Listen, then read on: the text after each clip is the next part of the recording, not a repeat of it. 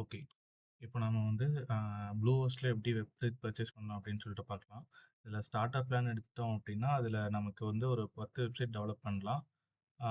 இதில் வந்து நமக்கு 10 ஜிபி 10 ஜிபி ஸ்டோரேஜ் கிடைக்கும். இந்த ஸ்டோரேஜ் எல்லாமே வந்து எஸ்எஸ்டி இல்லாமல் NVMe ஸ்டோரேஜாக இருக்கும். அதாவது எஸ்எஸ்டிக்கு இதுக்கு என்ன டிஃப்ரென்ஸ் அப்படின்னா, NVMe கொஞ்சம் ஃபாஸ்டராக இருக்கும். அதனால தான் இந்த ப்ளூ ஹோஸ்ட் வந்து நம்ம வெப்சைட் கொடுக்குறப்போ கொஞ்சம் ஃபாஸ்ட்டாக இருக்கும் அப்படின்னு சொல்லுவாங்க.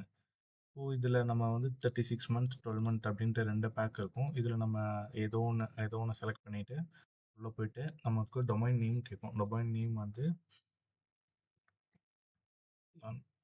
கொடுத்துட்டு இந்த ஆட் டொமைன் ப்ரொடக்ஷன் இருக்கு இல்லையா, இதை எடுத்து விட்டுலாம். இது என்ன அப்படின்னா, நமக்கு நம்மளோட பர்சனல் டீட்டெயில்ஸ், அதோட நம்ம இந்த மொபைல் நம்பர், நேம், இந்த டீட்டெயில்ஸ் எல்லாம் வந்து ஆட்டோமேட்டிக்காக ஹைட் பண்ணிடும். இது ஹைட் பண்ணுறதுனால நமக்கு என்ன யூஸ் அப்படின்னா, இந்த இமெயில்ஸ், கால்ஸ், ஜங்க் ஃபைல்ஸு இதெல்லாம் வந்து நமக்கு வராமல் இருக்கும். அன்ப்ரொடெக்ட் கொடுத்துட்டு சர்ச் டொமைன் கொடுக்குறோம் அப்படின்னா, அந்த டொமைன் நமக்கு அவைலபிள் இருந்தால் வரும். அப்படி இல்லை அப்படின்னா அல்டர்னேட் வந்து இதிலே காட்டும்.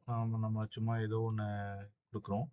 இப்போது இதில் இந்த .net, .us, .info இதுக்கு தகுந்த மாதிரி வந்து அமௌண்ட் வந்து சேஞ்ச் ஆகும். இப்போ நம்ம .comனு கொடுக்குறோம் அப்படின்னா அதுக்கு ஒரு மாதிரியும் இதுக்கு ஒரு மாதிரியும் வந்து சேஞ்ச் ஆகும். இப்போது இது ஹோஸ்டிங் எவ்வளோ நாளைக்கு ஹோஸ்டிங் நம்ம வாங்குகிறோம், 3 இயர், மந்த்லி இது மாதிரி இருக்கும். இதில் நமக்கு எவ்வளோ வேணுமோ அதை செலக்ட் பண்ணிக்கிறோம். என்னோட லிங்க்கை கிளிக் பண்ணிங்க அப்படின்னா ஆட்டோமேட்டிக்காக கூப்பன் அப்ளை ஆகும். சப்போஸ் அப்ளை ஆகலை அப்படின்னா இதில் இந்த கூப்பன் சேவ் பண்ணிக்கணும். கொடுத்துட்டு அப்ளை பண்ணுறீங்க அப்படின்னா உங்களுக்கு ஒரு பர்டிகுலர் அமௌண்ட் 10,000 ருபீஸ்ட்டு வந்து டிஸ்கவுண்ட் ஆகிருக்கு. இதே நம்ம 1 இயருக்கு வாங்குகிறோம் அப்படின்னா 3,700 பே பண்ணுற மாதிரி இருக்கும். கூகுள் செலக்ட் பண்ணி கனெக்ட் வித் கூகுள் கொடுத்துட்டு இந்த பேமெண்ட் டீட்டெயில்ஸ்லாம் வந்து கொடுத்துருங்க. பேமெண்ட் டீட்டெயில்ஸ்லாம் கொடுத்ததுக்கப்புறம் பேமெண்ட் இன்ஃபோ போகும்.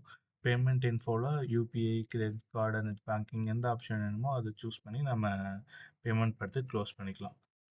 அவ்வளோதான். வந்து இப்போது வெப்சைட்டை டொமைன் நேமும் ஹோஸ்டிங்கும் வந்து பர்ச்சேஸ் பண்ணுறது ஃபினிஷ் பண்ணிட்டோம். அடுத்தது பர்ச்சேஸ் பண்ணதுக்கப்புறமா வேர்ட்ப்ரெஸ்ஸில் எப்படி யூஸ் பண்ணலாம் அப்படிங்கிறத பற்றி நம்ம அடுத்த வீடியோவில் பார்ப்போம்.